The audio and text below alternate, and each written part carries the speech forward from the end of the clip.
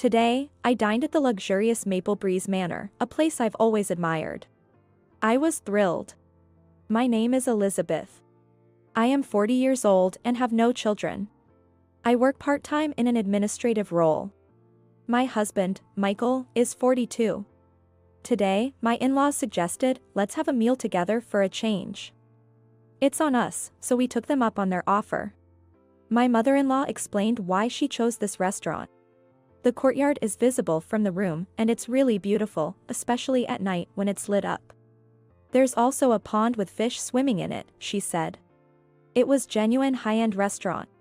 Having a courtyard, and a magical one at that. To be able to enjoy a delicious course of cuisine in such a setting. I put on makeup, which I don't usually do, and looked forward to going to the dinner with my husband. We are the Johnsons, we have a reservation, my father-in-law said as he addressed the hostess who came to greet us.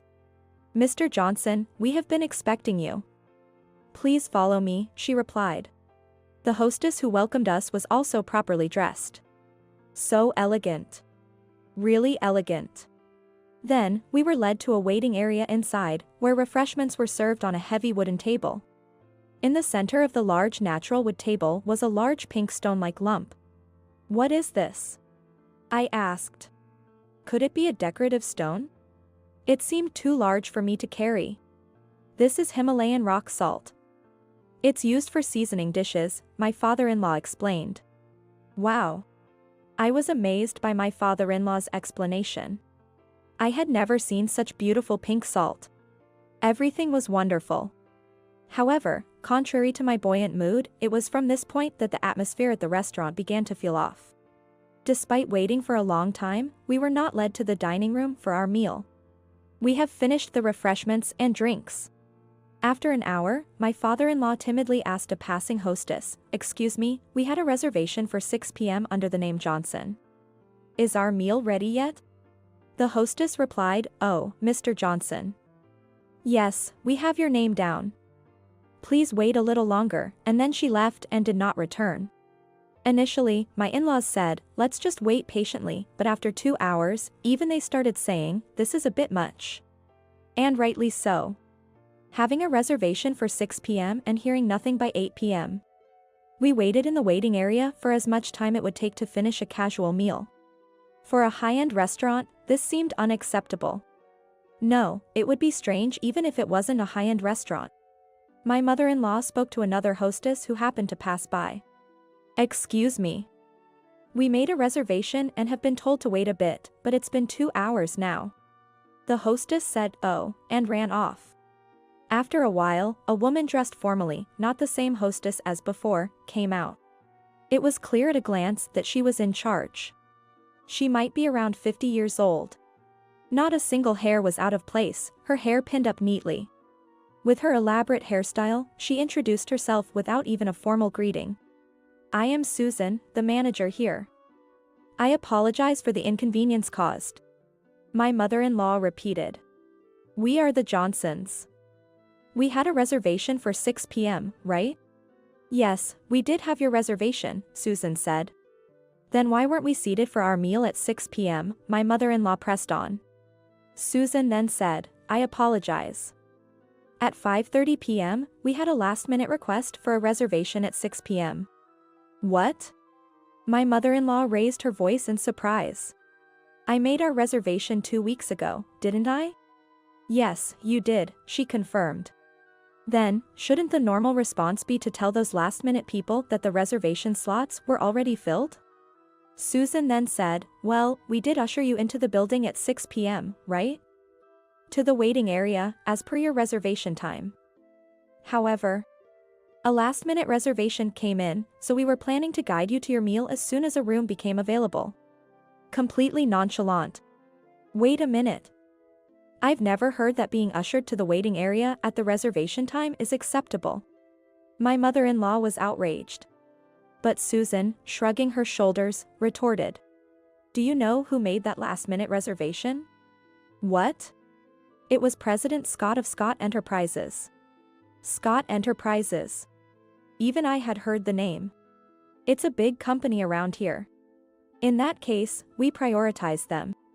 Susan said as if it were the most natural thing. But my mother-in-law stood her ground firmly. That's not how it works. Are you saying there's a hierarchy among customers? It should be first come, first served. Despite my mother-in-law's raised voice, Susan was unfazed. That's your assumption. Our establishment's rules are different. This place is a social venue for the successful. Poor people who do not fit the criteria can please leave, she said, haughtily. Her haughtiness seemed to make her appear taller, as if by 10 feet. Well, that must be my imagination. Poor. This time, my father-in-law's voice faltered. Not to speak out of turn, but my in-laws are not poor. On the contrary, they are quite well off. However, Susan glanced at me with surprise, sneered, and said to my father-in-law, "And you, sir? You're not a company president, are you?" "Well, no. I'm not a president," my father-in-law confirmed hesitantly. My mother-in-law became even more furious. "Excuse me. There's no nobility or inferiority in one's profession," she snapped back. But Susan brushed it off lightly. "Of course, there is. If you don't mind me asking, what does your husband do?" My father-in-law answered timidly. "I'm in academia, studying archaeology." "Then please spend your life digging up ammonites," Susan said sharply, laughing scornfully. "If you're digging for ammonites, you wouldn't need any social interaction, right? As I said before, our place is a social venue for the successful." Then Susan began to belittle my mother-in-law further. "And it goes without saying for you, madam, with your appearance. Poverty is seeping out of you." "What?" My mother-in-law raised her voice. "It's natural to get angry when suddenly criticized about one's attire. Is that from New Orleans in the southern region? They wear colorful plastic bead necklaces on Mardi Gras, right?" "That must be it." "Mardi Gras?" Though not exactly a plastic bead necklace, my mother-in-law was wearing a sparkly attire. By then, Susan's gaze had completely turned into one of disdain for the lower classes.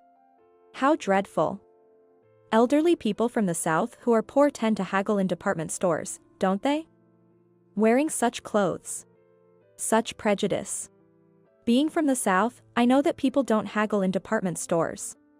And by the way, those necklaces that are supposedly worn by women from the South are actually from a brand and are quite expensive." Susan's head was filled with prejudices about everything, including professions. "People like you should wander around discount supermarkets. I was thinking of preparing a seat for you as soon as one became available. Maybe around 10 p.m., but being pressed by such poor people is completely out of place and has spoiled our mood, so please leave." Then, to the attendant behind her, she said, "Freshen the air after they leave. Poverty attracts more poverty." My mother-in-law exclaimed, "Enough. We're leaving," and angrily stood up to leave. Absolutely disgusting. Eventually, the four of us discussed what to do, and my father-in-law suggested, "Let's go to our favorite steakhouse," so we went there. It was also quite upscale, and I was truly satisfied, but my mother-in-law continued to seethe. What was that condescension about? Utterly unreasonable. And what's with the Mardi Gras? I'm not even sure of what it is like. Mardi Gras is? I began to explain. Mardi Gras is celebrated with extravagant festivals and parades. They often feature vibrant costumes, elaborate floats, music, dancing, and indulgent foods and drinks. New Orleans is particularly famous for its Mardi Gras festivities. What's with the bead necklaces? Well, it's tradition to throw bead necklaces out from the parade floats. I was somewhat amused by Susan's oddly specific knowledge, but my mother-in-law's anger had reached its peak. That owner, looking down on people she considers poor, she deserves to be brought down a notch herself. My husband, my father-in-law, and I, all overwhelmed by my mother-in-law's intensity, swallowed our premium steaks without even chewing, gulping it down whole. Then, less than a month later, I received a call from my mother-in-law. "We're going to Maple Breeze Manor." Excuse me? I was taken aback on the phone. Why would we go back after such an unpleasant experience? Of course, for a meal. Let's meet at the same time, 6 p.m. Okay. They were the ones who said so. My mother-in-law said with a laugh before hanging up. That weekend, we were again at Maple Breeze Manor at 6 p.m. As soon as we arrived, an attendant greeted us at the gate. Immediately, we were recognized as the Johnsons. We've been expecting you. And shortly after being served drinks and refreshments in the waiting room, we were shown to our seats. It was clear we were seated in the best dining room with a view of the garden. And every dish that came out was incredibly delicious. The garnish included just a few berries and some elegantly placed herbs. Every single dish was crafted with meticulous care. A feast for both the eyes and the palate. Towards the end, prime rib was served, and we were told to enjoy it with Himalayan rock salt. The flavor, the tenderness of the prime rib, the depth of the Himalayan salt, it was sublime. I felt as though I could ascend to the heavens. My gaze shifted to the illuminated garden and the fountain. I felt as if I had become a queen of an ancient kingdom. As this dreamlike time was coming to an end, and we were enjoying our dessert, Susan, the very owner from before, approached us. "Mrs. Johnson, how was your meal?" "Oh, it was absolutely delightful," my mother-in-law replied smoothly, sipping her post-meal coffee. Seeing this, Susan seemed relieved and began to apologize. "I truly apologize for any discomfort our previous discourtesy may have caused you." However, once everyone had finished their dessert, my mother-in-law said, "Thank you for the meal. I suppose we shall never meet again." "Eh?" Susan was taken aback. "We came because you said you wanted to talk. We ate because you suddenly served us food." "What about it?" "What about it, indeed? After all that dining. Do you understand why this has happened?" Despite having enjoyed so much, my mother-in-law was still cornering Susan. Then, Susan confessed her misdeeds. "Our place is a social venue for the successful. Poor people, please leave," such a disrespectful remark I made. "Right. So, it's all about business first, isn't it?" My mother-in-law placed her coffee cup down with a soft click. Susan's face turned even paler. Today, her elaborate hairstyle seemed about 5 centimeters shorter than before. Susan began to apologize again. "I'm so sorry.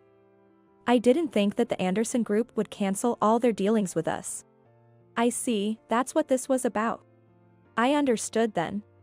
My mother-in-law was the Director of General Affairs at the Anderson Group's headquarters, which has branches nationwide. The wrap-up for the management training, appreciation parties, internal group networking events, year-end parties. And even the dinners for company trips. All these arrangements were handled by the General Affairs. And she was the head of it. She must have instructed the subsidiaries not to use this restaurant either. "It was your decision to assume that non-executives aren't successful, and that my bead necklace looks like Mardi Gras, right?" My mother-in-law scoffed and then said, "Don't underestimate the General Affairs. Don't look down on anyone other than the executives, that's what I think. I am truly, truly sorry for our rudeness. I apologize sincerely." Susan began to tremble with apology. "What exactly are you apologizing for?" "Let's hear it," my mother-in-law demanded, looking down on her. I judged you based on appearance alone. I considered you unsuccessful." My mother-in-law scoffed again and waved her hand. "You've completely missed the point of why I'm upset." I looked back and forth between my mother-in-law and the trembling owner. Let me make it clear, since I'm also in General Affairs at the Anderson Group. General Affairs is like a jack of all trades for the company's employees. Anything and everything comes to General Affairs. Regardless of who it is. At home or in society, they come to the General Affairs with their issues.